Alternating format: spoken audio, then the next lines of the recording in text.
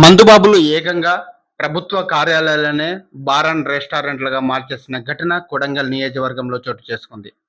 కొడంగల్ పట్టణంలోని ఎంపీడీఓ కార్యాలయ ఆవరణలో అగ్రికల్చర్ కార్యాలయం, ఎంఈఓ కార్యాలయం, ఐసిడిఎస్ కార్యాలయం, మండల మహిళా సమైక్య కార్యాలయాలు ఉన్నాయి. చీకటి పడితే చాలు మందుబాబులు ఏకంగా అక్కడికి వెళ్లి ఎంపీడీఓ కార్యాలయం ముందు దర్జాగా కూర్చొని మందు సేవించి తాగి పడేసిన సీసాలను సైతం అక్కడే పడేయడంతో పలువురు తీవ్ర విమర్శలు గుప్పిస్తా ఉన్నారు.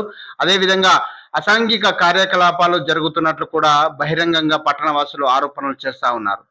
మరోపక్క ప్రభుత్వ కార్యాలయాలకు సెలవులు వచ్చాయంటే అటువైపు ఏ ఒక్కరు కూడా వెళ్ళకపోవడం, మందు బాబులకు కలిసి వచ్చినట్లు ఇక్కడ మద్యం సేవిస్తే ఎవరు పట్టించుకునే నాథుడే కరువయ్యాడనే కోణంలో మందు బాబులు రెచ్చిపోతున్నట్లు పలువురు చెబుతూ ఉన్నారు.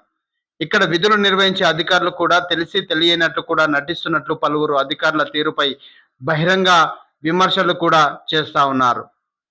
ప్రభుత్వ కార్యాలయాల్లోనే ఇలా దర్జాగా మద్యం సేవించడం అధికారుల నిర్లక్ష్యానికి నిదర్శనం అంటున్నారు.